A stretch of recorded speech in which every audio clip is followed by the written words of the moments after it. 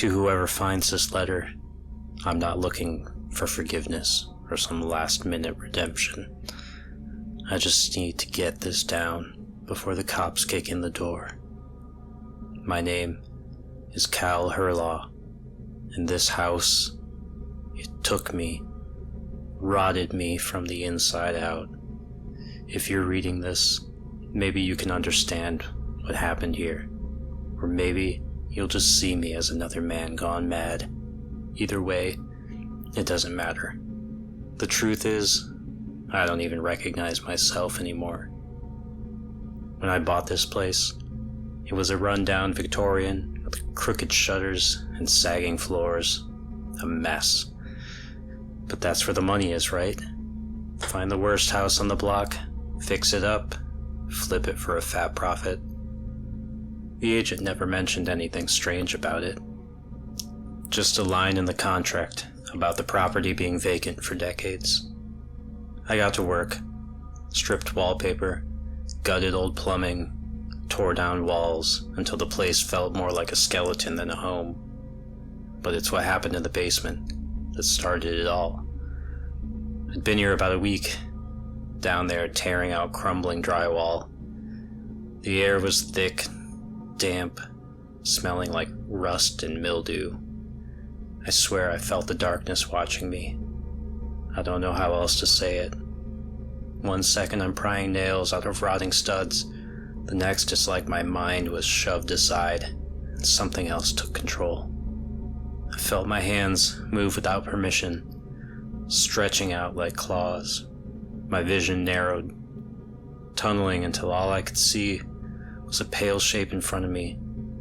A woman. Her eyes were wide, bulging, her mouth moving like she was trying to scream but no sound came out. My thumbs dug into her throat, the skin warm and slick with sweat.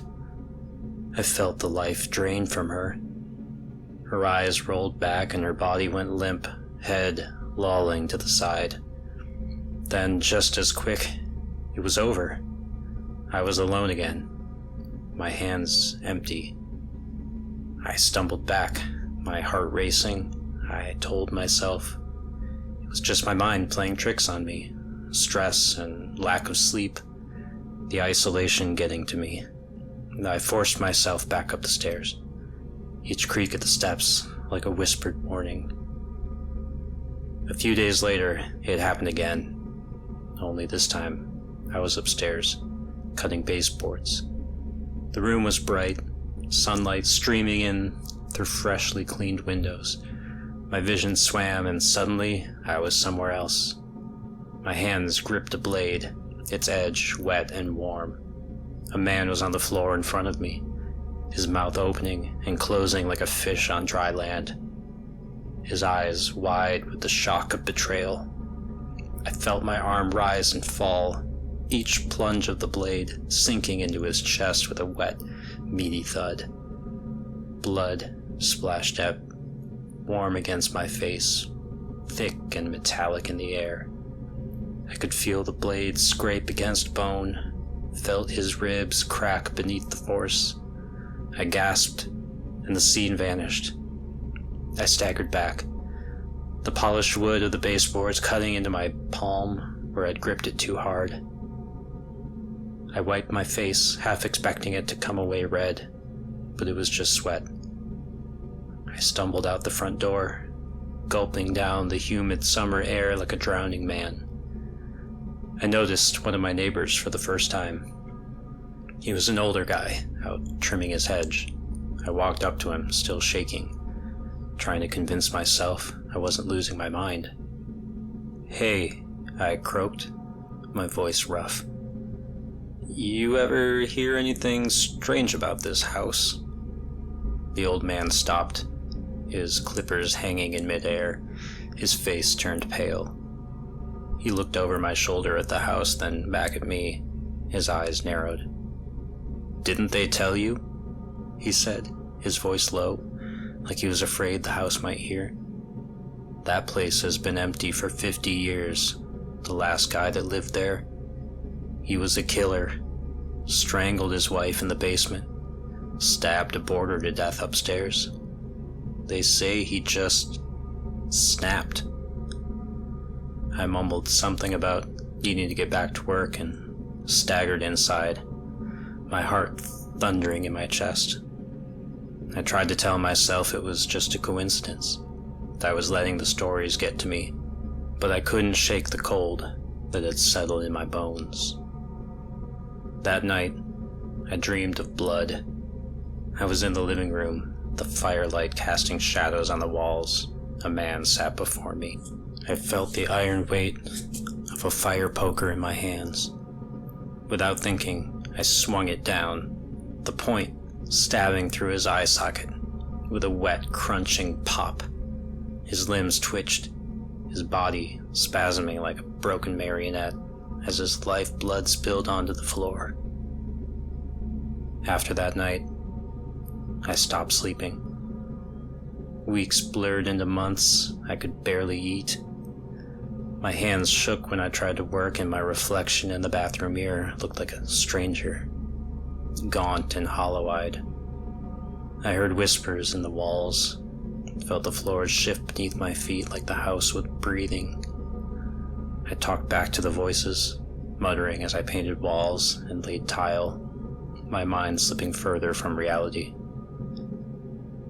The morning of the open house, I thought, this was it. I would finally be free of this cursed place. I watched the first group of potential buyers filter in, their eyes wide as they looked at my handiwork. I stood in the entryway, my breath coming in slow, ragged gasps. All I needed was one buyer, and I could move on. Then I heard his voice again, louder and clearer than before, urging me on, filling my head with dark promises. Without a word, I stepped forward and locked the front door. The first man I saw was in the living room, standing by the window, his back to me as he admired the crown molding. He had his hands in his pocket, head tilted back, probably imagining himself living in the place I had worked so hard to restore. I gripped the fire poker, its metal handle cold and comforting, the weight familiar in my hand. Without a second thought, I swung the poker, the sharp end punching through his skull with a sickening crack, the bone giving way like wet plaster. His head jerked to the side, eyes rolling back, and he crumpled to the floor, a dark, glistening pool spreading beneath his twitching limbs. I stumbled into the kitchen, the fire poker clattering to the tiles behind me. My eyes found a young couple, their arms entwined, frozen in stunned disbelief. I grabbed a knife from the block, the polished steel catching the overhead light, and before they could scream, I'd slashed the man's throat, his blood spraying in a hot arc against the backsplash tiles. His knees buckled, hands clutching his throat as his life spilled out in thick, pulsing gushes. The woman's eyes met mine, her mouth stretching open in a wordless scream, and I slashed the blade across her neck. It bit deep, severing muscle, windpipe, the edge catching on her spine before I pulled it free. They collapsed together, their mingled blood pooling around my boots. Unable to stop my silent rampage, I walked upstairs. I pushed open the guest room. Found an older man standing by the window, his back to me, his hands clasped behind him, like some lord admiring his estate. He turned at the sound of my footfalls. I plunged the knife deep into his chest, the blade slipping between his ribs with a wet crunch. He staggered back, eyes wide with shock, his hands clawing at mine as I twisted the blade, feeling the tip grind against his spine, his blood soaked into the freshly laid carpet.